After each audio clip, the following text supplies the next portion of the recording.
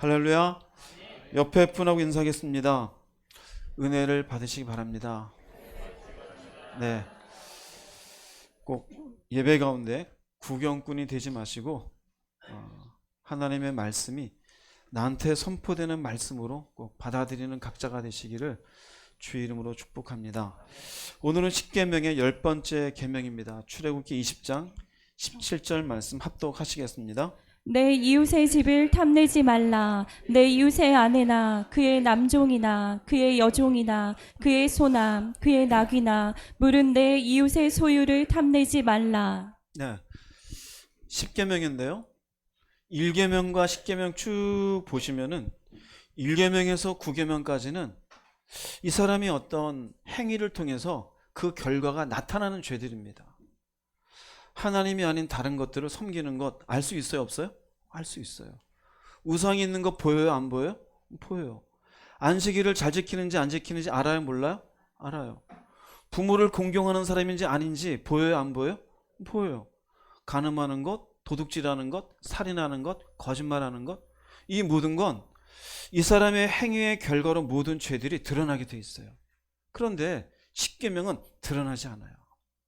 그런데 이게 죄래요. 우리가 굉장히 간과하고 있어요. 무슨 간과냐면요, 사람들은 안 보니까 괜찮겠지. 그러나 하나님은 참 빈틈이 없으십니다. 아니, 내가 보고 있다는 거예요.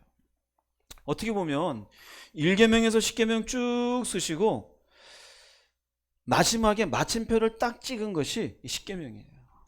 10번째 계명. 혹시 그거 아세요, 여러분? 성경에 마침표가 없습니다. 개정 성경에는요, 여러분 나중에 보세요. 창세기부터 계시록까지요, 마침표가 없어요. 왜 그럴까요? 하나님의 말씀은 진행 중이라는 거예요. 10가지 계명이 있는데요, 이 계명에 여기는 이게 마침표가 되어져요. 1계명에서 9계명까지 드러나는 모든 죄들의 이유가 뭔 줄 아느냐? 너희들의 탐내는 것 때문에 그렇다 이거예요. 그래서 이것으로 10계명째 마치 도장을 찍듯이 도장을 딱 찍고 마침표를 딱 찍어서 내 이웃의 것에 대해서 뭐 하지 말아라? 탐내지 말아라. 결국 이 탐심으로 인하여서 모든 것들이 무너지게 되니 사실은 따져보면은요, 이게 가장 근원적인 문제예요. 여러분들이 계속 그동안 뭐 살인하지 말라, 도둑질하지 말라 쭉 들을 때마다 거기 항상 뭐가 등장해요? 욕심이 등장하죠. 욕심이. 그게 근원적이에요. 먼저 탐심의 의미부터 조금씩 살펴볼게요. 탐심이라는 말은 배차라 그래요. 배차라는 말은 악한 욕심이에요. 불법적인 욕심이에요. 불법적이고 악한 욕심이라는 의미는요, 나한테 있는 게 아니에요. 내게 소유권이 없는데요, 불의하고 부당한 방법으로 탐내는 거예요. 내 주머니에 있는 게 아니라 남의 주머니에 있어요. 내 집이 아니라 남의 집에 있어요. 그런데 그것에 대해서 욕심이 일어나는 거예요. 오늘 다시 한번 십계명의 말씀을 다시 한번 읽어보겠습니다. 내 이웃의 집을 탐내지 말라. 내 이웃의 아내나 그의 남종이나 그의 여종이나 그의 소나 그의 낙이나 물은 내 이웃의 소유를 탐내지 말라. 이 한 계명에 보세요. 전부 다 나랑 관계없어요. 이웃의 집, 이웃의 아내, 그의 남종, 그의 여종, 그의 소, 그의 낙이, 그리고 말합니다, 이웃의 소유. 나랑 관계 있어 없어요? 관계 없어요. 뭐 이럴 수는 있겠죠. 아, 부럽다. 그런데 거기서 잠깐 1mm 넘어가면 탐이 되어져요. 그게 탐심이에요. 내게 하는데 거기에 대해서 그것을 가지고 싶어하고 그것을 뭔가 소유하고 싶어하는 마음. 어떻게 보면 우리는 이 땅을 살면서 뭔가에 대해서 욕심을 내고 사는 것을 나름대로 인생의 어떤 꿈이라고 또 포장을 해요. 그러나 성경적으로 보면요, 그건 잘못된 거예요. 하나님 안에서의 정당한 꿈과 자기의 탐심을 채우기 위해서 가지고 있는 꿈은요, 차이가 있어요. 탐심을 바탕으로 한 꿈은요, 바로 10번째 계명을 어기게 되어져요. 그래서 탐심이라는 것은요, 모든 죄의 뿌리예요. 모든 죄의 뿌리. 즉, 내게 아니에요. 내 주머니 없어요. 그런데 내게 아닌 것에 대해서 욕심을 부리면서 취하고자 하는 이 모든 것들이 우리로 하여금 넘지 말아야 될 선을 넘게 만들어요. 또 한편으로는 남이 가지고 있는 걸 내가 가지지 못한 것으로 인해서 자신의 인생을 또 비관하고 살아요. 열등감 속에. 같은 나이에 누구는 뭐를 가졌고 나는 못 가졌고, 이게 우리를 어떻게 보면 우울하게 만들고 불행한 인생이라고 스스로를 이야기해요. 아니요. 성경은 절대 그렇게 얘기하지 않아요. 그런 마음을 가지는 순간부터 점차 탐심은 조금씩 죄의 영역을 넓혀가요. 이 탐심이 시작된 죄의 뿌리부터 한번 찾아볼게요. 이사야서 14장 13, 14절 읽어보겠습니다. 내가 내 마음에 이르기를 내가 하늘에 올라 하나님의 뭇별 위에 내 자리를 높이리라. 내가 북극 지폐의 산 위에 앉으리라.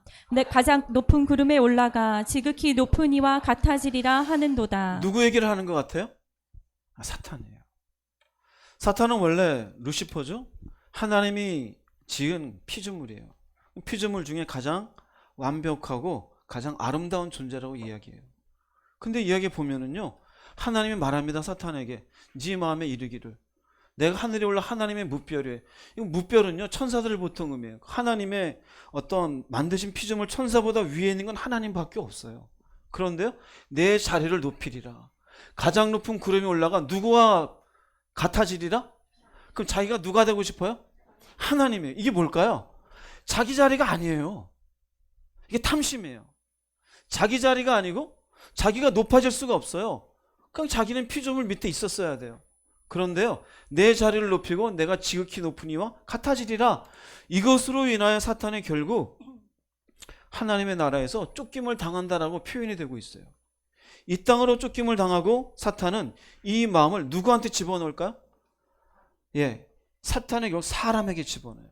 그래서 사람에게 첫 인간이었던 아담과 하와에게 집어넣는데, 하와에게 지난번 얘기했죠. 거짓말로 죽지 아니하리라, 선악과를 먹어도 죽지 아니하리라, 그런 거짓말을 넣고 난 뒤에 하와의 눈이 어떻게 되는지 아세요? 창세기 3장 6절 말씀 한번 읽어보겠습니다. 여자가 그 나무를 본즉 먹음직도 하고 보암직도 하고 지혜롭게 할 만큼 탐스럽기도 한 나무인지라. 여자가 그 열매를 따먹고 자기와 함께 있는 남편에게도 주매 그도 먹은지라. 네, 탐스럽기도 한 나무인지라.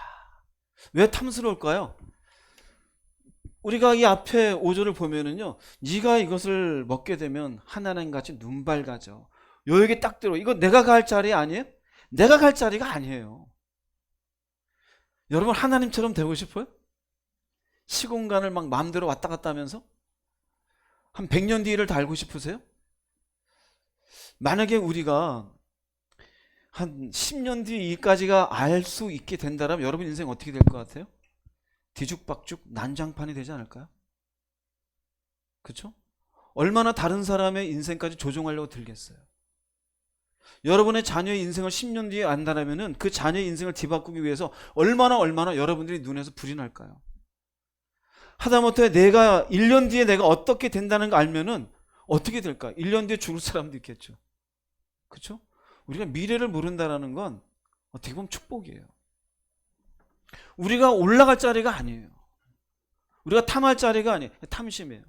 사탄에 의해서 탐심이 들어오고 인간이 결국 탐심을 가져요. 그래서 여기서 보세요. 동산 중앙에 있는 선악을 알게 하는 나무를 먹지 말라는 누가 말씀했어요? 하나님이. 그런데요, 이 탐심이 들으니까 어떻게 합니까? 낼름 따먹어요. 그 말씀 몰랐을까요? 알아요. 남편은 탐하는 마음이 없이 그 여자 때문에 그냥 먹었을까요?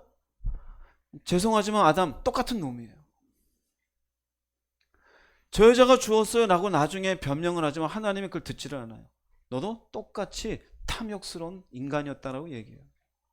탐심이에요. 그래서 이게 얼마나 무섭냐면요, 결국 말씀을 무시하게 만들어요. 그래서 탐심은 모든 죄와 악행의 시작이에요. 모든 죄와 악행의 시작이 탐심이에요. 무조건 탐심이에요. 내가 올라갈 게 아니에요. 내가 가질 수 있는 게 아니에요. 더 가지려는 마음, 더 높아지려는 마음, 더 어떻게 하라는 것, 이게 결국 하나님의 말씀을 알매도 불구하고 무시하게 만들어요. 이게 우리의 모든 죄와 악행의 뿌리예요. 그래서 신약에 오면은요, 야고보서 1장 14, 15절에 이렇게 이야기합니다. 읽어보겠습니다. 오직 각 사람이 시험을 받는 것은 자기 욕심에 끌려 미혹됨이니 욕심이 잉태한즉 죄를 낳고 죄가 장성한즉 사망을 낳느니라. 무서운 거예요. 여기 시험이라는 게 하나님의 시험이 아니라요, 유혹입니다. 유혹. 템테이션이에요. 왜 우리가 미혹을 당하고 유혹당할까? 욕심 때문이라는 거예요. 사기꾼이 있고 사기당하는 사람이 있어요. 세상에서는 사기꾼을 나쁘다 그래요. 성경에서는 사기당하는 사람을 나쁘다 그래요. 왜 그럴까요? 욕심 때문에. 예를 들자면 사기를 치는 사람이 1,000만 원만 빌려주면 한 달에 은행 이자보다 내가 10배로 줄 수 있어. 사기당하는 사람이 10배로 준다는 말에 대해서 미혹을 당한다는 의미는, 아, 여기에 대한 뭐가 있는 거야? 욕심이 있네. 근데 누가 돈 빌려달라면서 1,000만 원만 빌려줘. 그런데 이자는 은행보다도 적게 줄 수밖에 없어. 돈 빌려줘, 안 빌려줘? 왜요? 미혹당할 게 없잖아요. 그냥 미쳤냐? 너한테 주는 은행에 넣어놓지? 왜요? 결국 욕심이 있으니까 사기당해요. 어떤 경우든. 성경은 이 사람이 결국은 자기가 선택했어요. 뭐 때문에요? 욕심 때문이에요. 그래서 죄를 낳고 죄가 장성한 사망을 낳아요.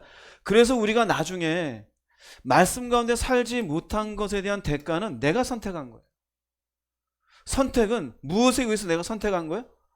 근데 욕심에 의해서요. 말씀은 알았어요? 몰랐어요? 알았어요. 그럼 우리가 그런 말씀을 어기도록 누가 우리들에게 충동질했을까요? 그럼 사탄이 잘못했다고 하나님 말씀하실까요? 사탄은 이미 심판받기로 정해져 있어요. 근데 우리가 저놈이 나를 그렇게 미혹했어요. 그 말은 안 통한다 이거예요. 그래서 성경에 핑계 댈 것이 없느니라 그래요. 결국 내 욕심에 의해서 그렇게 했을 뿐이에요.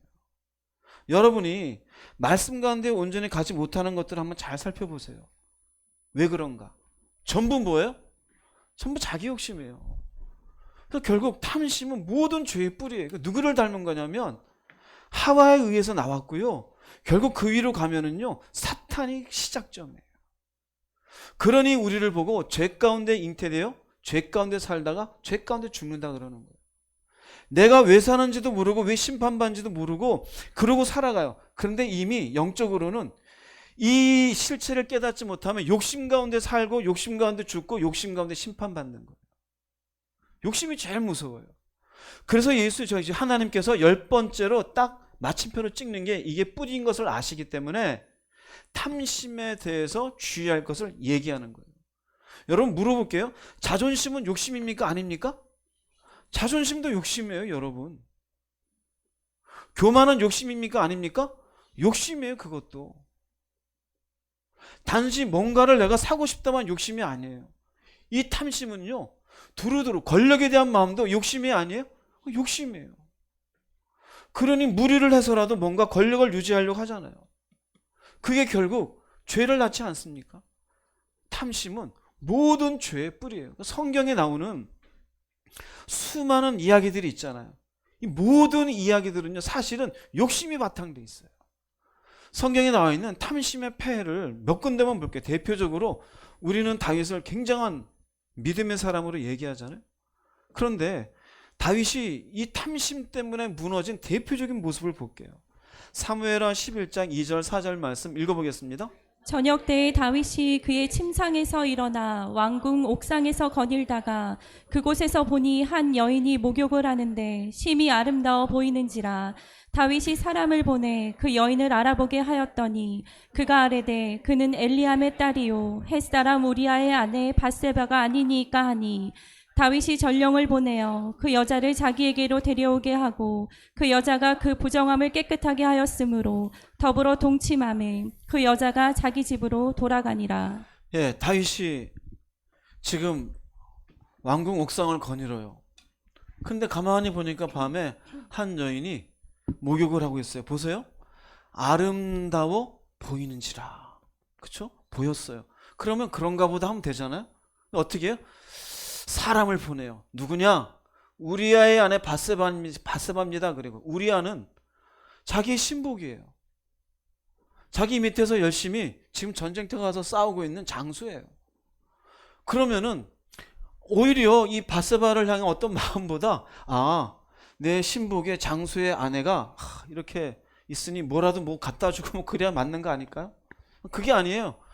분명히 알고 있는데 데리고 와라 그래요. 데리고 와라. 그리고 어떻게 합니까? 아예 그냥 동침을 해버려요. 어디에서 시작했을까요? 이게 다윗의 마음이에요. 아름다워 보이는지라. 자기 여자입니까? 아니잖아요. 뭘까요? 탐심이에요. 결국 저 탐심이 어떻게 됩니까? 음란을 저지르고 거짓말을 하게 되고 그리고 우리아까지 죽여버리는 살인자가 되어져요. 하나님의 말씀을 알고 있는 다윗임에도 불구하고 하나님이 하지 말라는 거 다 저질러요. 뭘까요? 탐심이 이만큼 무서워요. 우리가 알고 있는 다윗은 하나님의 마음에 합한 사람이에요. 그가 골리앗하고 싸울 때를 보십시오. 너는 칼과 단창을 갖고 나오느냐? 나는 만군의 여호와 이름으로 갖고 나가노라. 돌로 골리앗을 한 방에 얼마나 멋있어요. 전쟁에 임할 때마다 기도하면서 하나님 올라갈까요 말까요? 어떻게 싸울까요? 참으로 그냥 인간이 그냥 이렇게 성경을 보더라도 와 이런 사람은 없다 할 정도예요. 그런데요 한순간의 탐심은요 그거 다 무너지게 해요. 다 무너지게 해요. 즉 위대한 믿음의 사람도요 탐심을 가지면 하나님의 말씀을 짓밟아 버려요. 굉장히 무서워요. 그리고 이웃의 가정을 비참하게 깨트리는 무엇이 될 수 있다? 악인이 될 수 있어요.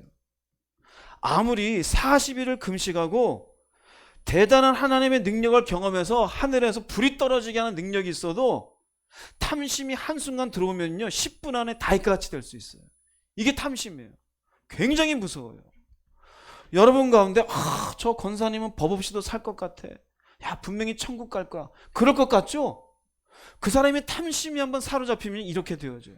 하나님의 말씀을 한순간에 뒤집어 버려요. 한순간 다른 사람을 짓밟아 버리는 일 아무렇지도 않게 할 수 있는 게 그게 인간이에요. 그럼 그 전에 능력을 받고 뭐 대단하게 믿음 좋은 것처럼 보였던 건 하나님의 은혜 안에서 그 욕심이라는 게 탐심이라는 게 은혜 가운데 수면 아래 잠자고 있었을 뿐이에요. 우리의 죄성 속의 탐심이라는 게 그냥 싹 사라질까요? 사라지진 않아요. 다윗을 보면 그래요. 얼마나 멋있는 사람이었습니까? 그런데 한순간에 망해요. 또 이스라엘 역사를 보면은요, 우리가 아는 북이스라엘, 남유다가 북은 아시리아에 망하고 남쪽은 바벨론에 망하잖아요. 특별히 남쪽 유다도 북이스라엘 똑같은데 하나님이 이들을 저주 가운데 나라를 망하게 하는 이유를 여러 가지 이야기하는데 그 중에 하나가 예레미야서에 나와요. 6장 13절 읽어보겠습니다. 그들이 가장 작은 자로부터 큰 자까지 다 탐욕을 부리며 선지자로부터 제사장까지 다 거짓을 행함이라. 탐욕 때문이에요. 이 유다 왕조 말기 시대의 특징이 뭐냐면 결국 탐심을 채우는 시대예요. 큰 놈이나 작은 놈이나 어린아이나 어른이나 하나님은 결국 저주를 준비해요. 굉장히 중요한 말씀이에요. 이 시대도 마찬가지예요. 하나님이 결국 왜 심판을 준비하는지 알아요? 탐심이 가득한 세상이 되어지면은 더 이상 하나님은 이 세상을 끌어가지 않으셔요. 그걸 보여주는 게 노아 시대예요. 소돔과 고모라예요. 지금 이 시대 보면 그래요. 애들도요 자기 욕심 채우려고, 어른도요 60대, 70대, 80대. 애들도 성폭행 얘기가 나오고 70대도 성폭행 얘기가 나와요. 뭔 세상입니까 도대체? 얼마나 욕심입니까? 얼마 전에 보니까요 40대 아들이 80대 어머니가 용돈 안 준다고 때려 죽였어요. 정신 있어요 없어요? 무엇 때문에 그래? 자기 탐욕이. 엄마 돈이지 지 돈입니까? 40대 자식이 용돈 안 준다고 80대를 때려 죽여요? 말도 안 되잖아요. 똑같아요. 하나님은 결국 예레미야 시대 때 예레미야를 통해서 말하는 거예요. 가장 작은 자로부터 큰 자까지 탐욕을 부려요. 제 십계명을 어기고 있잖아요. 자기 것이 아닌 것들에 대해서 탐하는 마음으로 옳지 않은 방식으로 취하려고 해요. 이것을 선지자로부터 제사장까지 다 이러고 앉아 있어요. 어디에도 하나님 보시기에 긍휼을 베풀 데가 없어요. 결국 저주를 준비하고 바벨론의 포로가 되어지는, 나라를 잃어버린 저주를 준비하게 되었다 그럽니다. 그 탐심이 우리는 조금 전에도 말씀드렸지만 뭐 인간이라는 게 욕망이 있는 게 정상 아니야? 정상이죠. 그 욕망도 합법이 있고 불법이 있는 거예요. 하나님 안에서의 합법적인 이 땅에서의 최선을 다하며 살아가며 얻어지는 것하고 그 너머서의 탐심을 향해서 말씀을 어기며 살아가는 것하고는 하늘과 땅만큼의 차이가 있는 것이에요. 신약시대에 그랬어요. 신약시대에 사실 하나님을 안다고 하는 사람들은 제사장, 바리새인들, 이런 사람들이 하나님을 아는 사람들이에요. 이들은 말씀을 하나님께 알려드리고 하나님을 경배하며 섬길 수 있도록 역할을 해야 되는 사람들이에요.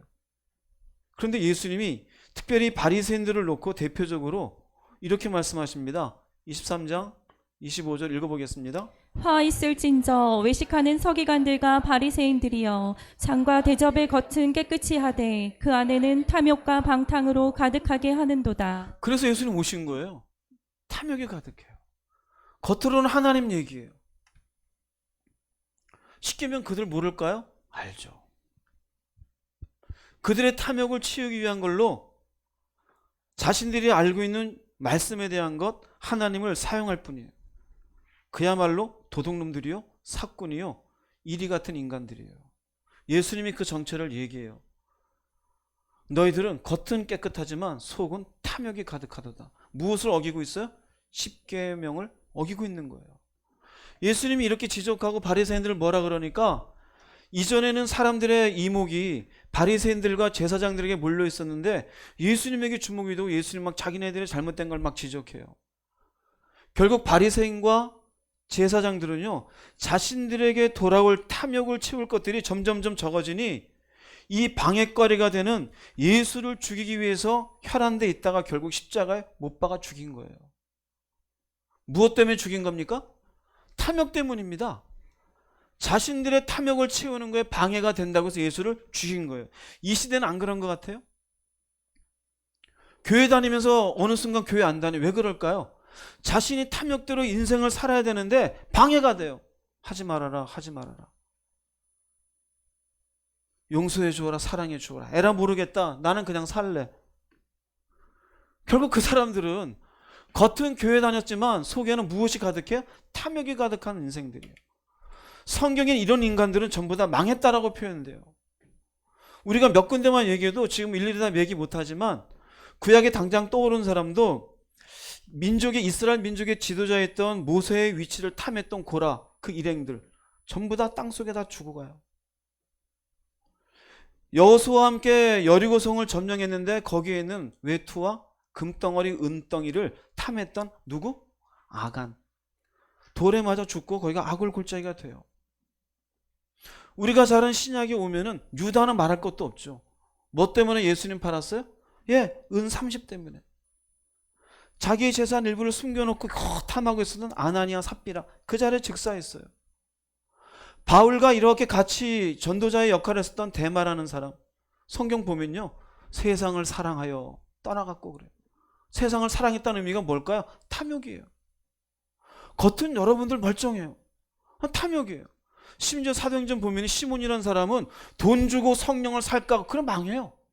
탐욕이에요. 얼마나 많이 있을까요? 여러분은 안 그래요? 십계명을 제대로 지키는 사람이 별로 없어요. 축복신앙이 왜 무서운지 알아요? 탐욕을 자극하는 신앙이에요. 봉사 열심히 하면 부자 만들어준다. 예수 믿으면 만사형 통한다. 기도도 하나님과의 교제하며 올바른 하나님의 사람이 되기 위한 게 아니라 그저 자기 탐욕을 치우기 위한 방편으로 금식 기도하면 줘. 매달리면 부르짖으면 줘. 전부 무엇을 채우기 위해서 기도해요? 탐욕을 채우기 위해서요. 자식 잘 되기 위해서 기도하고 자신의 영혼을 위해서는 안 해요. 우리가 남 손가락질할 게 있습니까? 바리새인 보고 손가락질할 게 있어요? 여러분의 잔과 대접은 겉은 깨끗이 하는데 속은 어때요? 십계명을 무시하고 십계명 어기고 있지 않습니까? 탐욕을 위해서 인생을 살고 있지 않습니까? 그럼 여러분들은 성경이 그대로 기록된다면 탐욕으로 망한 사람들의 케이스에 여러분들이 포함되는 거예요. 하나님을 알지 못하여 제 십계명을 무시하고 살았다는 결과인 거예요. 이 사람들은 모를까요? 바리새인들은 잘 알죠. 성경의 거의 3분의 2는요, 결국 탐심으로 인하여 망한 사람들이 기록된 내용이에요. 탐심의 결과들을 좀 볼게요. 탐심의 결과. 탐심의 결과는 첫째는요, 분명히 얘기합니다. 신앙 성장이 불가능합니다. 교회 오래 다니는데 도대체 하나님을 믿는 게 똑같아요. 여러분, 믿음이라는 게 성장하고 성숙되는 걸까요? 그대로일까요? 어렵습니까? 다시 물어볼게요. 믿음이라는 게 하나님 내가 믿었어요. 이 믿음이 그대로 있는 걸까요? 성장하고 성숙하는 걸까요? 이건 뭐 틀림이 없죠. 그죠? 성장하고 성숙한다는 의미는 하나님의 말씀을 처음에는 힘들었지만 어느 순간 그 말씀을 붙잡고 살아가는 사람이 되는 거예요. 하나님을 사랑하라. 그건 하는데 자식보다 하나님을 더 사랑하라. 처음에는 힘들었어요. 어느 순간 그래 맞구나. 자식을 더 사랑하면 안 되는구나. 이게 성장이에요. 그죠? 물질을 참 귀하게 여겼는데 믿음이 생겼어요. 처음에는 그래도 돈이 있어야 살지 했는데 어느 순간 그래 돈을 하나님보다 더 사랑하면 안 되지. 그래서 마침내 하나님을 귀하게 여기며 살아갈 때 이게 성장이고 성숙이에요. 그런데요, 탐심이 있으면은요, 절대 불가능해져요.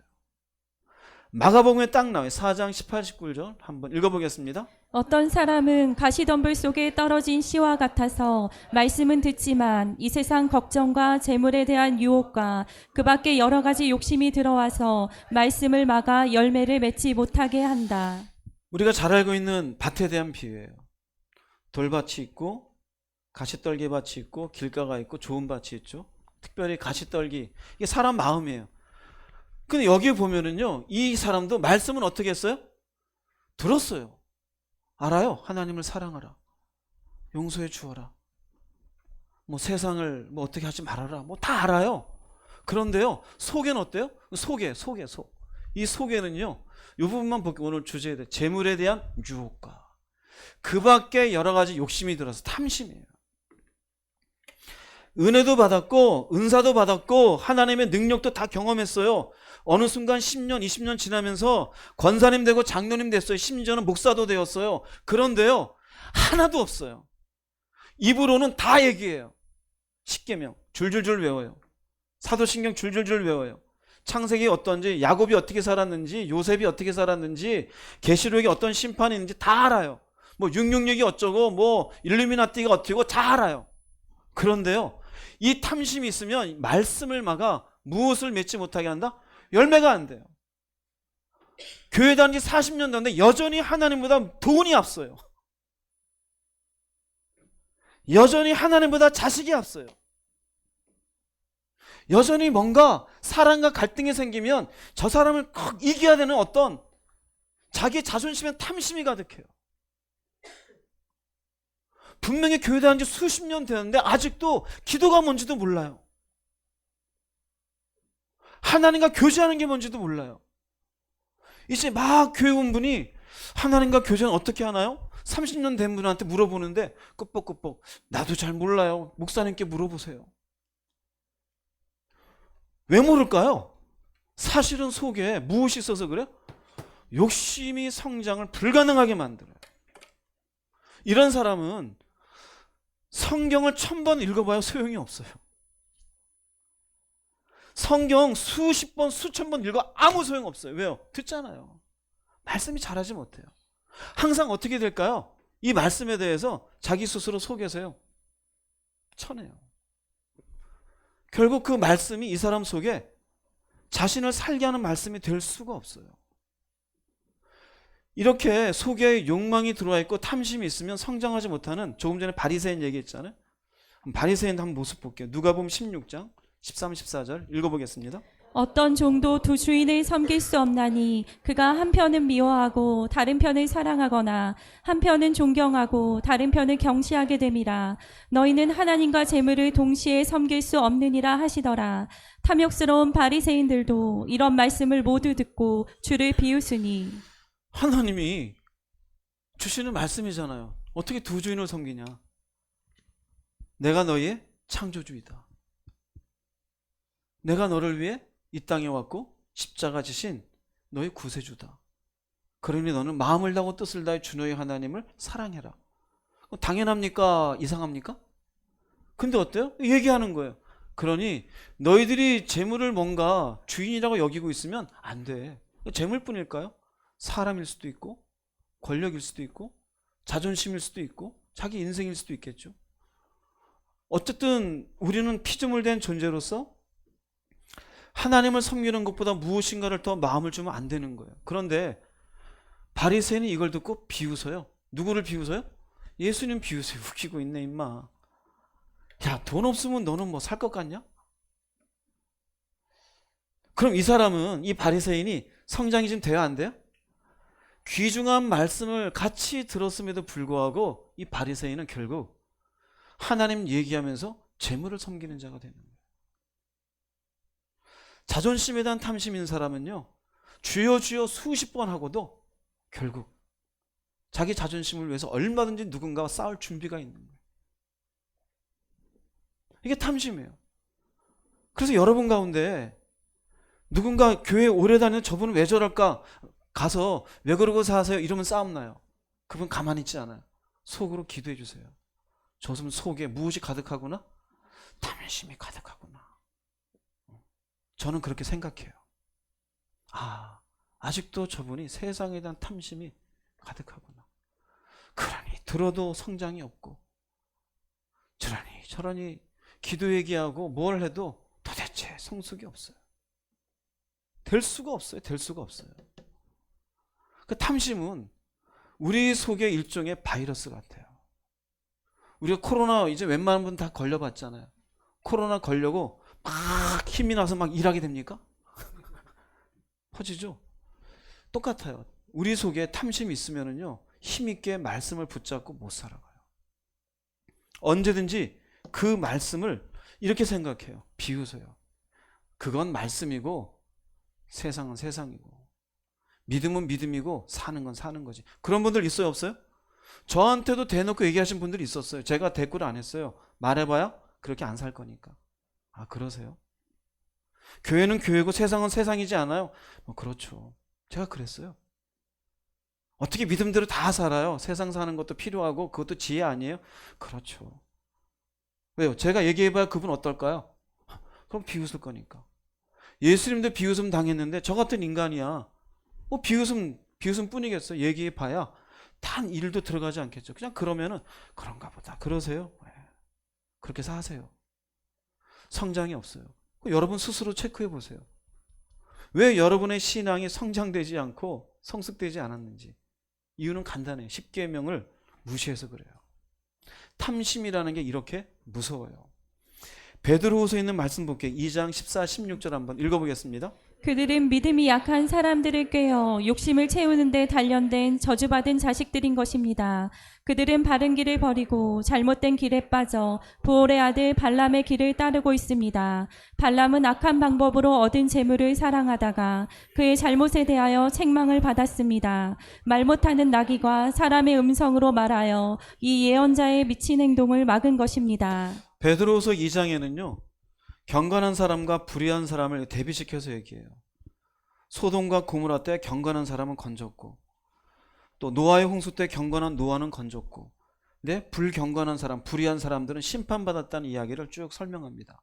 그래서 여기에 나오는 그들은 불의한 사람들이에요. 그런데 여기에 그들의 영적인 특징을 뭐라고 설명하냐면요. 욕심을 채우는데 단련됐대요. 불의한 사람들. 즉 여기에 그들은요. 탐심을 채우는 것이 익숙한 사람들이에요. 탐심을 채우는데. 그러니까 이 사람들도 하나님을 알고 하나님을 고백하는 사람. 근데 자기의 탐심을 채우기 위해서 그것을 채우기 위해서 단련된 저주받은 자식이래요. 그러면서 누구 얘기를 하냐면요. 그들은 발람과 똑같다라는 거예요. 발람은 누구냐면요. 선지자예요. 그런데 이스라엘 백성들이 광야로 올라올 때 발락이라는 모압의 왕이 이스라엘이 올라오는 걸 보고 발람을 이렇게 섭외를 합니다. 당신 선지자니 이들의 약점을 알 거 아니야. 저주를 해. 내가 금은보화는 시컷 줄게. 그래서 저주한 사람이에요. 하나님이 그 저주를 막으니까 막았다라는 게 나귀가 와서 막아요. 이 미친 행동을. 나중에 어떻게 하냐면요. 이스라엘 백성들이 하나님이 어떤 백성인지 알고 십계명 있잖아요. 간음하지 말라. 근데 모압에게 제안을 해주어요. 이들은 이런 사람들인데 여기에다가 당신들의 여인들을 이 광야에서 만나게 하고 간음을 저지르면 저들은 저주받습니다. 이 일을 꾸민 사람이 발람이에요. 발람. 근데 생각해 보세요. 왜 발람 같은 사람들이냐면 발람은 선지자의 위치잖아요. 얼마나 영적으로 이스라엘 백성들을 이끌어내기 준비해야 될 사람인데 이 사람이 결국 보세요. 악한 방법으로 무엇을 사랑하다가 재물을 사다가 이게 뭘까요? 악한 방법이잖아요. 자기 게 아니에요. 탐심이에요, 탐심. 탐심 때문에 신앙으로 하나님의 사람들을 이끌어야 될 사람이 오히려 저주를 퍼붓는 인간이 되었어요. 저주의 상징이에요. 그런데 불의한 사람들, 탐심을 채우는 게 익숙하게 이걸 탐심의 인생 사는 사람은 발람과 다를 바 있다 없다? 있다 없다? 다를 바 없다라는 거예요. 교회를 다니고 있는데 발람이에요. 은혜 받았는데 발람이에요. 기도 열심히 하는데 발람이에요. 1년 내내 교회 한 번 안 빠졌는데 발람이에요. 왜 그래요? 교회 열심히 다니면 뭐고 기도 열심히 하면 뭐예요? 탐심 채우는 것에 단련돼 있어요. 자기 욕심만을 위해서, 이익거리 위해서. 하나님 앞에, 말씀 앞에는 아무것도 없어요. 그러니 발람과 똑같이 나중에는 어떻게 될까요? 저주받는 사람들이 되는 거예요. 탐심은요, 신앙 성장이 아예 불가능합니다. 여러분 속에 말씀을 뛰어넘는 여러분의 뭔가에 대한 욕망이 그 말씀을 무시하고 있는 게 있다면요, 여러분은 성장하기를 아예 포기하십시오. 그 결과는 발람과 똑같다라고 이야기해요. 그처럼 탐심은 무서운 거예요. 그렇기 때문에 하나님이 1계명부터 쭉 이야기하다 10계명의 마침표 같은 말씀으로 도장을 꽝 찍은 거예요. 이웃의 집에 대해서 탐하지 말아라. 네 이웃의 아내이든 여종이든 남종이든 거기에 있는 소든 낙이든 내가 갖고 있는 하나님 주신 것 이상의 무엇인가를 그 속에 욕망으로 불타오르고 있으면 그건 결국 하나님의 말씀을 무시하며 내 신앙을 가로막는 바이러스 같은 게 탐심이라는 거예요. 그 신앙 성장, 여러분들이 나는 맨날 교회 다니는 왜 이럴까? 당연해요. 탐심에. 자존심에 대한 탐심이 있습니까? 물질입니까? 자식입니까? 도대체 어디에 있는 겁니까? 그걸 치워야 돼요. 그걸 치우는 순간 여러분들의 신앙이 하나님 말씀 앞에 성장되는 줄 믿습니다. 두 번째 탐심의 결과, 무서운 결과는요, 이게 참 악한 영향력이 있어요. 인간은요, 죄 가운데 태어났기 때문에 죄의 일들은 예민하게 잘 받아들여요. 선한 건 잘 안 받아들여요. 아이들한테 욕을 가르쳐주는 부모가 있어요, 없어요? 네, 없겠죠. 그죠? 당연히, 그죠? 선한 건 가르쳐줘야 돼요. 너 이거 도시락 아니면은 뭐 과자 있으면 친구들하고 나눠 먹어야 돼. 가르쳐줘야 돼요. 사회에서도 기사를 보면은요, 좋은 미담이 있고 악담도 있어요. 근데 사람들이 악담을 보면서는 속에 조금씩 나도 저런 면이 있어요. 미담을 보고 나도 이래야지 하는 사람은 별로 없어요. 악해서 그래요. 이 탐심이라는 건요, 쉽게 다른 사람들에게 영향을 줘요. 민수기서 11장 4절 6절 한번 읽어보겠습니다. 그들 중에 섞여 사는 다른 인종들이 탐욕을 품음에 이스라엘 자손도 다시 울며 이르되 누가 우리에게 고기를 주어 먹게 하랴. 우리가 애굽에 있을 때에는 값없이 생선과 오이와 참외와 부추와 파와 마늘들을 먹은 것이 생각나거늘 이제는 우리의 기력이 다하여 이 만나 외에는 보이는 것이 아무것도 없도다. 이스라엘 백성들이 애굽에서 나올 때 순수한 유대인들만 나온 게 아니라 여기 많은 노예들이 있잖아요. 이스라엘 백성들 말고도 그 여러 가지 많은 족속들이 같이 따라왔었어요. 그들이 같이 광야 생활을 하다가 그들 중에 섞여 있는 인종들이 사실 겉으로 얘기한 건 우리가 고기가 없어서 어떡하냐, 힘이 없다, 이 이야기예요. 그런데 속은 탐욕이다 이거예요. 탐욕이었어요. 그 탐욕을 품음에 막상 모세에게 찾아가서 온갖 불평 원망을 다 쏟아놓은 건 이스라엘 자손들이 쏟아놓았어요. 우리 이스라엘 자손들 얘기만 하잖아요. 시작점은 어디였어요? 그들 중에 섞여 사는 다른 인종들이에요. 그 사람들이 탐심을 가지고 이야기하니까 그게 전염이 되어서 온 이스라엘 200만 명이 전부 다 모세 앞에 찾아가서 우리가 고기가 없어 힘이 없다라고 불평해요. 이게 무서운 게요.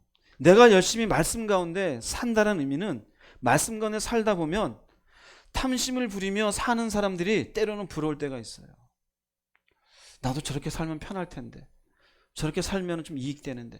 그런데 그 사람이 나와 같은 집사님이든지 교회 다닌 사람이라면 왜 그러고 살아? 괜찮아. 그거는 조금만 하면은 이렇게 살 수가 있어. 어떻게 될까요? 귀가 확 열려요. 열릴 것 같아요? 안 열릴 것 같아요? 열릴 것 같다는 분 아멘 해보세요. 없네요. 별로. 안 열릴 것 같다는 분 아멘 해보세요. 황 집사님 제일 크게 했어요. 한번 두고 보자고요. 금방 전염이 돼요. 소수 인종들이 얘기했는데 200만 명이 한꺼번에 달려들어요. 교회 안에도요. 좋은 교회와 뭐 그렇게 표현하면 뭐하지만 은혜가 있는 교회와 은혜가 없는 교회를 나누자면요. 은혜가 있는 교회는 이렇게 누군가가 탐심의 이야기를 하면 이것으로 인생의 좋은 방법을 이야기할 때 은혜가 있는 교회는 아니야 라고 해서 이것이 퍼지지가 않아요. 은혜가 없는 교회는요. 이것이 마치 인생의 옳은 방식인 것처럼 다 받아들여요. 그래서 말씀과 관계없이 자기들끼리 이렇게 살아가요. 위험해요? 안 위험해요? 위험해요. 탐심의 결과예요.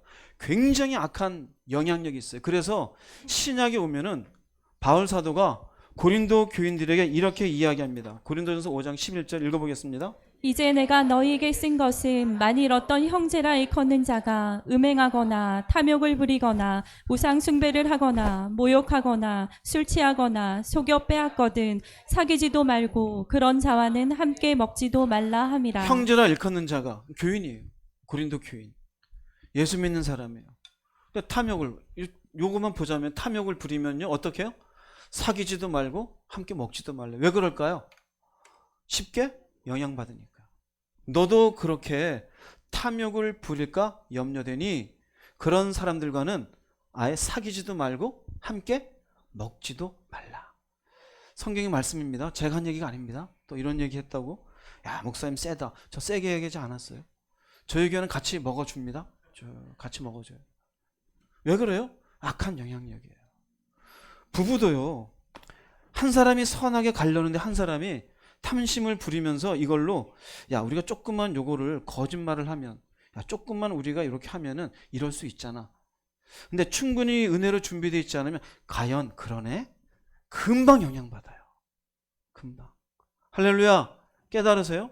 그래서 가능한 부부가 같은 스피릿으로 같은 보조를 맞추며 가는 게 좋아요. 친구들도 믿음의 사람들과 어울리는 사람과 믿음이 없는 사람과 어울리다 보면 믿음이 없으면 당연히 세상은 다 자기 욕심 위해서 하는 세상이니 내가 바보죠. 그런 틈바구니에서 이걸 안 부리고 산다라는 건 굉장히 힘든 거죠. 믿음의 사람들과 지내다 보면 나만 그렇게 사는 게 아니라 같이 그렇게 사는 사람들로 인해서 힘을 얻을 수가 있는 거예요. 부부분이 계시면은 한 사람이라도 얘기해 주세요. 그건 탐욕이야. 내가 같이 지금 먹어주는 거 감사하게 생각해. 예? 그러다 또 싸움 날 수 있으니까 속으로만. 예? 속으로만. 탐욕이 그만큼 무서운 거예요. 탐심은 이런 악한 영향력이 있어요. 우리가 조금만 마음을 바꾸면 세상 법으로는 합법적으로 뭔가를 취할 수 있는 것들이 있어요, 없어요? 있죠. 그러나 그런 게 전부 어디에서 비롯되는 거다? 예, 탐심이에요. 결국 그것 때문에 거짓말을 하게 되고 내 것이 아닌 것들을 취하게 되어지고 하나님이 아닌 다른 것들을 귀하게 여기는 우상 섬기는 사람이 될 수 있어요. 무엇보다 세 번째로 이 탐심의 무서운 세 번째는요. 기억하세요. 하나님 나라에 못 들어갑니다. 우린 구원 공동체잖아요. 예수를 믿는 이유는 내가 구원받기 위해서잖아요. 그런데 이 탐심을 치우면서 인생 살아간 사람은 교회를 천년 만년 다녀봐야 의미가 없다라는 거예요. 왜 그래요?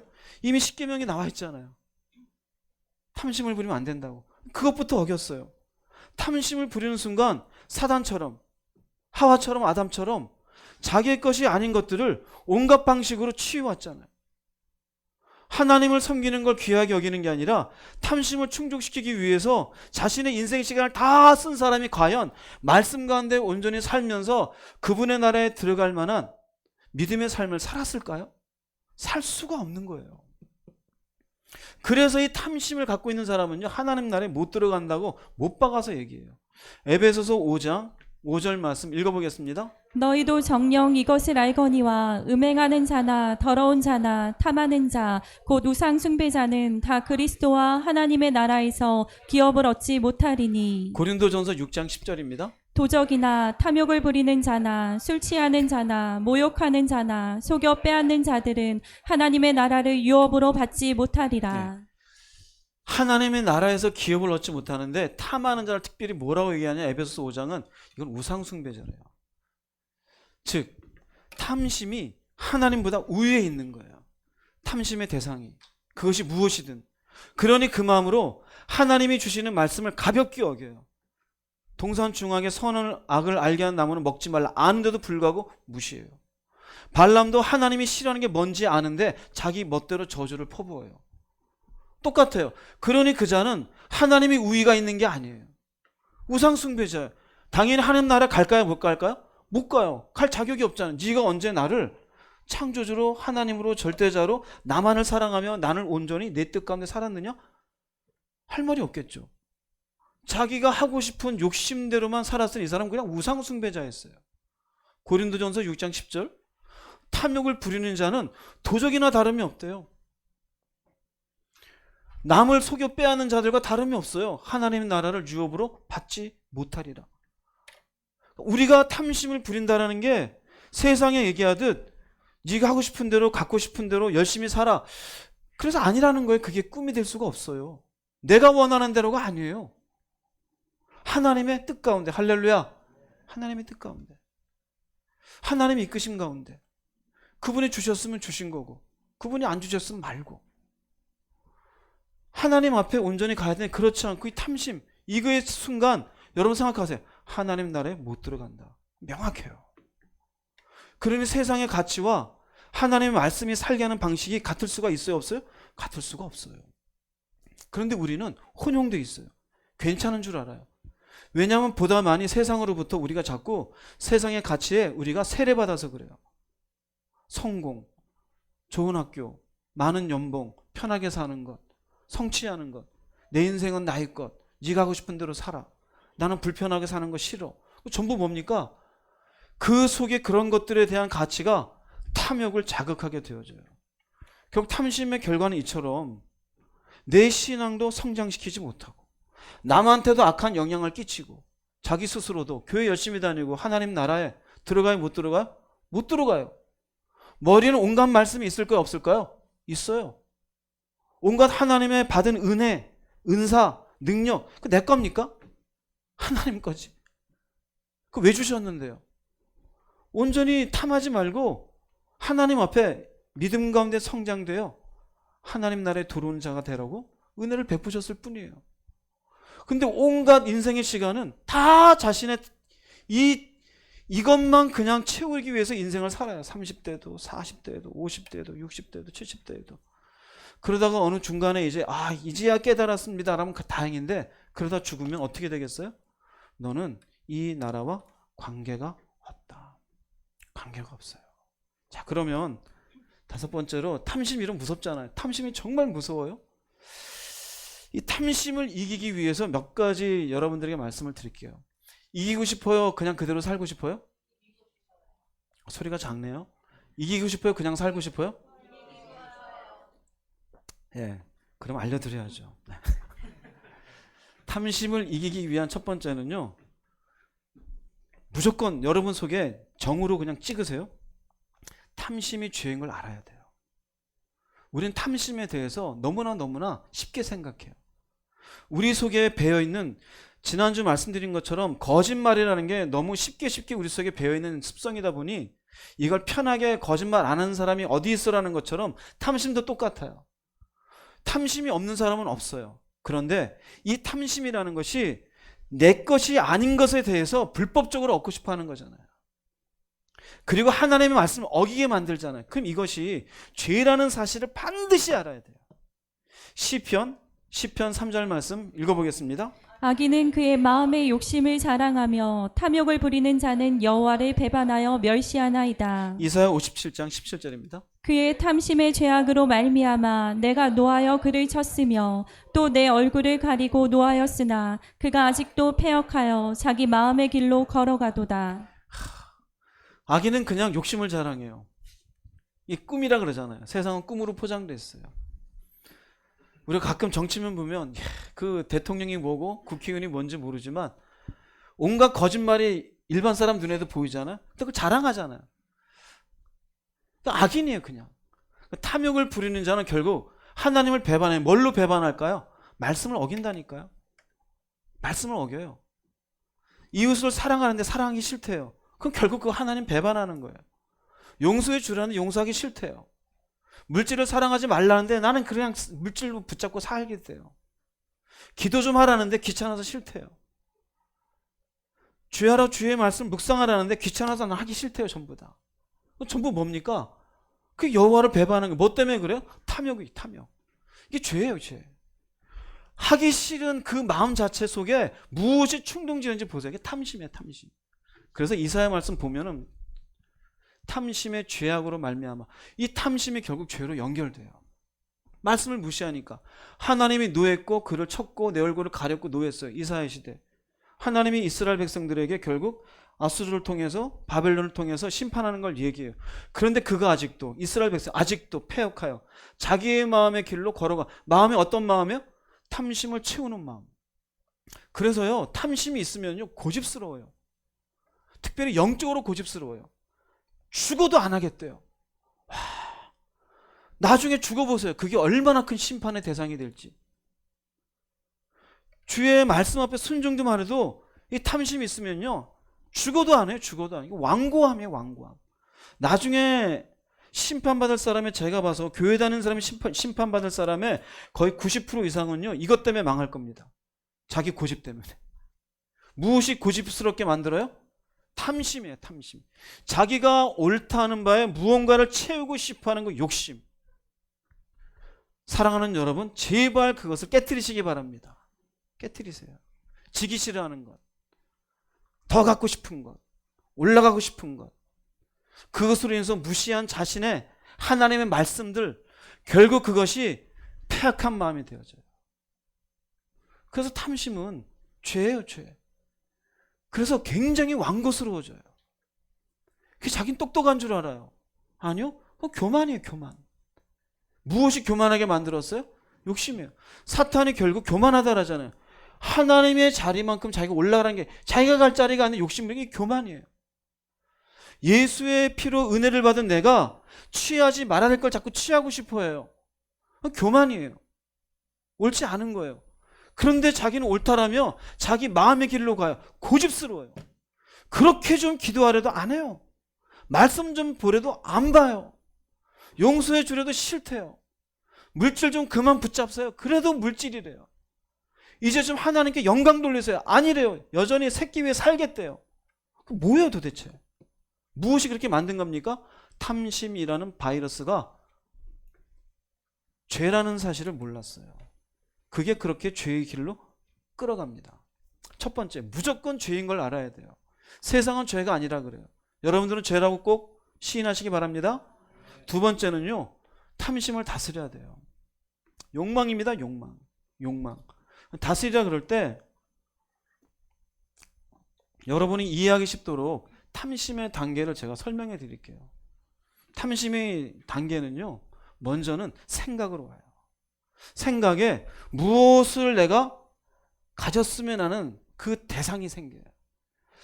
자존심이라는 건 나를 지키고 싶은 거예요. 내가 어떤 사람, 내가 높아요. 저 사람보다 내가 나은 인간인데 왜 나를 무시하지? 소유의 대상이 생겨요. 옷이든 집이든 돈이든 자기 어떤 성취든. 그 다음에 감정의 동반이 돼요. 감정은 그렇게 되면 얼마나 좋을까. 그렇게 되면 얼마나 좋을까. 내가 이 사람을 이기고 나면 시원하겠지. 내가 저 정도의 집을 갖게 되어지게 되면 좋겠다. 나도 대통령 위치에 가서 모든 사람을 호령하고 내 마음대로 결정을, 이야, 얼마나 좋을까.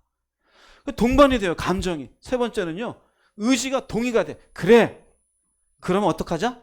하자. 그래, 하자. 그렇게 좋은 것 가지자. 동의가 돼요. 의지가 동의가 딱 되면 어떻게 될까요? 움직여요. 움직이고서 결국 탐심이 와가지고 결국 자기가 말씀을 어기고 저질러요. 그럼 어떻게 될까요? 괜찮아. 나만 그렇게 사는 거 아니야. 그럼 어떻게 살라고? 돈이 없으면 어떻게 살고? 이제 내가 이렇게 산다고 누가 뭐라, 나 그렇다고 하나님 무시하는 것도 아니고 교회 안 다닌 것도 아닌데 그래도 이 정도는 어때? 괜찮아. 이게 무너지는 겁니다. 우리가 조금 전에 봤던 다윗을 볼게요. 다윗의 생각 속에 누가 들어왔어요? 우리의 아내가 들어왔어요. 감정은 뭘까요? 와, 좋겠다. 의지가 어떻게 돼요? 데리고 와. 어떻게 돼요? 괜찮아. 이해되세요? 하와도 그래요. 하와도. 아, 소유의 대상은 뭐야? 하나님의 자리. 이야, 내가 하나님처럼 눈이 밝아지면 어떻겠다? 좋겠다. 이야, 탐스럽네. 홀딱. 그럼 뭐가 돼요? 아담한테도 괜찮아. 나도 먹었는데. 나 사랑하지 않아? 빨리 까먹어. 홀딱 먹어. 괜찮아. 여러분 그렇지 않아요? 자, 그러면 다스리는 건 여러분들 어디서부터 다스려야 될까요? 여긴 끝난 거예요. 여기는요? 이것도 끝난 거예요. 여기는요? 이게 애매해요. 왜 애매하냐? 멈출 수도 있어요. 근데 한번 이것 가지면 좋겠다라고 되면 인간은 거기에 빠져들어요. 바람 피우는 사람이 못 빠져나오는 게 이것 때문에 그래요. 그 쾌락에서 못 빠져나와요. 그럼 어디서부터 시작해야 될까요? 생각이에요. 탐심이 들어올 때 거기에서 빨리 분위기를 전환하세요. 이러지 말아야지. 어휴, 미쳤구나 네가. 무슨 말인지 이해되세요? 생각으로는 들어올 수 있어요. 내게 아니에요. 어느 날 유성원 집사님 좋은 옷을 입고 왔어요. 제가 저걸 뭐 입고, 미친놈. 그러면 안 되지 네가. 이해되세요? 무슨 말인지? 그러면 안 되는 거예요. 생각은 들어올 수 있어요. 생각은. 그러나 다스리라요. 여기에서. 다윗으로 치면은요. 왕궁을 거닐다가 밧세바가 모욕하는 거 봤을 때 그렇구나. 쓱. 자기 아내가 있어요? 없어요? 아내가 있잖아요. 왕궁의 다른 여인들도 아내가 한둘도 아니잖아요. 다윗은. 그리고는 하나님을 생각하고 그래. 내가 그러면 안 되지. 그런데 어디까지 갔어요? 아름다움을 보고 좋겠다. 데리고 와라. 쭉 넘어가죠. 그럼 우리는 여기에서 해야 돼요. 여기에서 지는 거예요. 생각의 싸움이에요. 골로새서 3장 5절 말씀 읽어보겠습니다. 여러분은 땅에 있는 육체의 욕망을 죽이십시오. 음란과 더러운 짓과 정욕과 악한 욕망과 지나친 욕심은 버려야 합니다. 지나친 욕심은 우상 숭배입니다. 욕망이 올라와요. 지나친 욕심. 근데 이걸 우상 숭배라 그러잖아요. 탐심이죠. 그럼 하나님의 말씀을 어길 것 같은 무엇인가에 대한 욕심이 내 속에 올라올 때 이걸 죽이라는 거. 어디서부터 죽여야 돼요? 생각부터요. 너 이러면 안 돼. 너가 지금 이렇게 해가지고는 너 인생 다 망가져. 안 돼. 그리고 머리를 흔드시고 빨리 그것을 버려야 돼요. 버리지 않고 그것에 가만히 앉아가지고 그럼 참 좋겠다. 이러면 망하는 거예요. 근데 그럼 참 좋겠다 그럴 때 가끔 이제 옆에 좋은 동역자가 있고 공동체가 있으면 김집사야 정신 차려. 지금 뭘 그런 생각하고 앉아있어. 그러면 맞아. 이러면 되는데 그렇지 않고 누군가 옆에 비슷한 생각 가진 사람이 그렇지 너도 그렇게 생각하지. 이러면 망하는 거예요. 그래서 옆에 어떤 사람이 있느냐도 굉장히 중요해요. 하나님 안에서 좋은 권면을 해주느냐 아니면 똑같이 욕망 품고서 그냥 죄 가운데 그걸 치우기 위해 사는 사람이 옆에 있느냐. 근데 인간은 희한하죠. 꼭 보면은요 비슷한 수준끼리 다녀요. 비슷한 수준끼리. 여러분 가능한 자신의 신앙의 영역에 도움될 사람과 좋은 영적인 동역관계를 맺어가기를 주의 이름으로 축복합니다. 굉장히 중요해요. 여기에 욕망을 죽이래요. 근데 우리가 이런 것들을 죽이고 뭐하고 한다는 게 사실은 어려운 말이잖아요. 딱 짧게 두 군데만 얘기할게요. 시편 119편 36절. 읽어보겠습니다. 내 마음을 주의 증거들에게 향하게 하시고 탐욕으로 향하지 말게 하소서. 네, 하나는요 주의 증거들을 향하는 거예요. 생각이라 그랬잖아요. 생각과 감정. 그게 떠오를 때 하나님의 말씀을 생각하는 거예요. 그래, 하나님을 내가 사랑하는 사람의 모습으론 이게 옳은 게 아니지. 물질을 사랑하지 말라 그랬어. 두려워하지 말고 어디 가든지 나와 함께 한다 그랬는데 내가 이런 것들로 말씀을 어기면 안 되지. 말씀을 내 안에 품고서 그 말씀들로 하여금 다스리는 거예요. 근데 말씀을 품지 못하고 있으면 탐욕으로 향하게 돼 있어요. 할렐루야. 즉 우리의 욕망을 다스리는 것은 무엇이다? 말씀이야, 말씀. 근데 문제는 말씀이 없어요. 말씀은 있죠. 그렇다고 여러분들이 당장 여러분의 삶의 어떤 상황에 필요한 말씀이 다 찾을 수 있어요? 막상 필요한 것? 그때그때마다 여러분들이 시편, 그래 20편, 야고보서 이럽니까? 안 되잖아요. 당장 그 순간에 내가 향할 수 있는 말씀들을 가지고 있어야 돼. 평소에 경건 생활을 유지할 수 있어야 되는 거예요. 그럴 때 내 상황에 필요한 내 어떤 생각이 옳지 못한 생각을 탐심으로 들어올 때 그 탐심을 향하지 않고 말씀을 향하면서 욕망을 다스릴 수가 있어요. 그 다음 갈라디아서 5장 16절 읽어보겠습니다. 내가 이르노니 너희는 성령을 따라 행하라. 그리하면 육체의 욕심을 이루지 아니하리라. 성령을 따라 행하라. 성령의 뜻 가운데, 하나님의 뜻 가운데, 하나님의 속에 깊은 것까지라도 성령은 다 알고 계신다 그래요. 그래서 하나님은 성령을 통해 우리들에게 필요한 결음을 인도하시고 그의 뜻을 알려주시는 줄로 믿습니다. 그러면 이 의미는 성령과의 충분한 교제를 얘기해요. 할렐루야. 충분한 교제를 해야 그분의 뜻이 무엇인지 알 거 아니에요. 근데 일주일 내내 아무 교제도 없어요. 물어보지도 않고 알려고도 안 해요. 그런 사람은 결국 어디를 향해서 갈까요? 그 육체의 욕심을 향해 가는 거예요. 즉 시편 119편도 그렇고 갈라디아서 5장 16절도 그렇고 결국 우리의 경건 생활이에요. 내 속에 하나님의 말씀들을 많이 품고서 그 말씀을 내 상황에 맞게 끄집어낼 수 있는 사람, 평소에 성령과의 교제의 시간을 가지면서 그분의 감동하심과 은혜 가운데 내 삶의 시간을 살아가는 사람은 탐욕으로 향하지 않게 되고 육체의 욕심을 이루지 않게 돼요. 즉 내 욕망을 다스리게 되어져요. 그러나 말씀도 없고 성령과의 교제도 없으면 내 속에는 탐심을 이길 수 있을까 없을까요? 절대 불가능해요. 절대 불가능해요. 그냥 자기의 죄성 속에는 욕망대로 그냥 치우게 살아갈 뿐이에요. 그러니 지금 이 자리에서도 스스로 판별될 거예요. 내가 왜 이렇게 살까? 기도가 없죠? 당장 떠오를 때 말씀이 한 5개라 떠오릅니까? 떠오릅니까? 없죠? 그러니 탐심으로 사는 거예요. 그게 정상인 줄 알아요. 아니요. 왜 나는 맨날 교회는 오래 다니 이렇게 살까? 당연하죠. 욕망을 다스리기 위한 여러분들의 수고가 아무것도 없어요. 마음의 나를 절제시킬 아무것도 없잖아요. 말씀도 없고 그 교회만 왔다 갔다 하는 거예요. 오래 다니다 보니 다들 나보고 집사님 권사님 하는데 이런 의미가 없어요.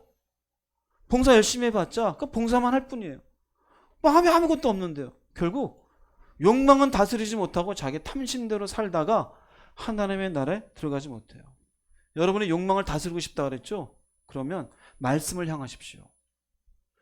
성령을 귀하게 여기시고 그분과의 교제의 시간을 충분히 가지십시오. 할렐루야. 그래야 돼요. 그렇지 않으면 이길 수가 없어요. 세 번째는 이제 이런 사람들에게 필요한 얘기예요. 그렇지 않으면 별 필요가 없는데요. 그래도 얘기해 볼게요.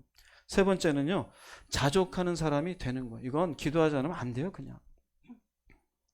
여러분들 속에 탐심이라는 건 결국 내 것이 아닌 다른 사람들의 것에 대해서 뭔가 욕망을 가지는 거잖아요. 그 언어적인 자체가.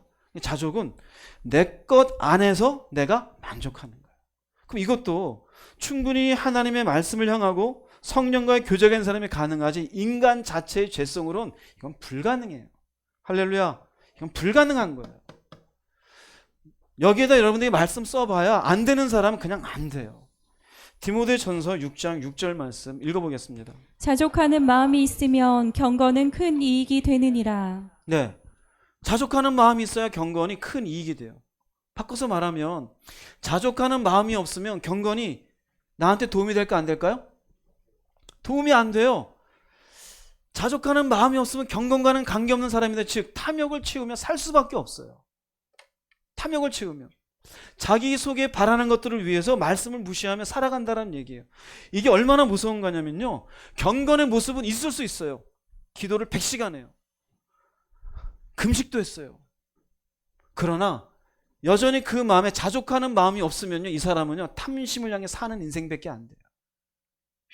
다윗 봤잖아요. 그 위대한 믿음의 사람도 한순간에 무너져요, 안 무너져요? 무너져요. 어떤 분들은 탐심을 채우며 살아가면서 기도했대요. 그냥 탐심으로 산 거예요. 자족은 없잖아요. 기도라는 어떤 형식에 취해가지고 나도 열심히 기도한대요. 그런데 막상 사는 데는 자족하는 마음이 없어요. 그럼 경건과는 관계없는 사람이에요. 그렇다고 기도하지 말라는 얘기는 아니고요, 자신의 속에 있는 내가 무엇을 위해 살고 있는지를 정확하게 알라라는 얘기예요. 주를 위해 삽니까? 그냥 먹고 살기 위해 사는 겁니까? 우리가 왜 사는데요? 구원받아야 될 거 아닙니까? 잘 먹고 잘 쉬고 잘 입고 이거 위해서 삽니까? 편하게 위해 삽니까? 여러분들이 한 10분 뒤에 죽음이 온다라면 그 죽음 앞에, 예, 나는 주님 앞에 언제든지 아멘하며 갈 준비가 되어 있습니다, 그럴 사람 있습니까? 얼마나 됩니까? 자기의 탐심만을 채우며 살았던, 그러나 경건이 있었던 사람은 아멘이 안 돼요. 왜냐하면 그 속에 성령이 인정을 안 해요. 기도라는 모양만 취했지 결국 경건의 능력으로 자족하는 마음이 없었던 거예요. 그 사람은요 결국 탐심으로 인하여서 무너질 수밖에 없어요. 그러면 내가 자족하는 마음이 없어서 늘상 이것저것 가지면 평안은 있을까요? 이 사람이 기도는 안 하냐고. 기도 열심히 해요. 말씀도 봐요. 근데 자족하지 못하는 탐심은요 이걸 다 무너지게 해요. 왠지 알아요? 전도서 5장 볼게요. 10절 말씀 읽어보겠습니다. 은을 사랑하는 자는 은으로 만족하지 못하고 풍요를 사랑하는 자는 소득으로 만족하지 아니하나니 이것도 헛되도다. 기도하는데 은만 사랑해요. 열심히 교회 봉사하는데 소득만 좋아해요. 하나님을 향해서는 온전히 정결하고 순수한 마음으로 그분을 섬기는 게 없어요. 그저 이렇게 하니 이것도 되겠지, 자기 생각이죠. 자족하는 마음이라는 게 굉장히 중요해요. 그래서 생각이 들어올 때 그 생각 속에 내가 하나님의 말씀을 향해서 얼른 그 생각을 치우며 하나님과의 충분한 교제 속에 그분의 뜻 가운데 자신의 마음을 정리하는 삶이 굉장히 중요합니다. 근데 아무리 기도했어도 그런 과정은 없이 주여 주여 주여 하고 30분 시간만 채운 사람은 별로 의미가 없어요. 여전히 자신의 욕망을 채우기 위해서, 그러나 만족이 없어요. 300만 벌면 좋겠습니다. 500만 벌면 좋겠습니다. 1000만 벌면 좋겠습니다. 끝이 없어요. 그러다가 인생의 시간은 가고 막상 하나님 앞엔 믿음 없는 자로서 결국 심판받는 거예요. 여러분은 어떤지 볼 수 있기 바랍니다. 자족하는 사람이 되십시오. 그러기 위해서 충분히 말씀과 기도의 자리에 여러분이 내면을 충분히 주님 앞에 내어드릴 수 있기를 주의 이름으로 축복합니다. 네 번째로 탐심을 이기고 탐심을 이기기 위해서는요 예수님을 인격적으로 만나야 됩니다. 예수님을. 아이러니한 게 예수 믿는다는 사람 가운데 제가 봐서는요 인격적으로 만나지 못한 사람이 굉장히 많아요. 왜 인격적이냐면은 인격적으로 만난 것은 반드시 변화를 동반해요. 인격적으로 만나지 못한 사람은 변화가 없어요. 그저 교리만 되뇌어요. 하나님은 살아계시고 하나님 나와 함께 하시고 하나님 나를 버리지 아니하시고 얘기는 해요. 근데 변화가 없어요. 인격적으로 만난 사람은 반드시 자기의 삶 속의 죄의 문제, 악행의 문제를 회개하며 돌아서요.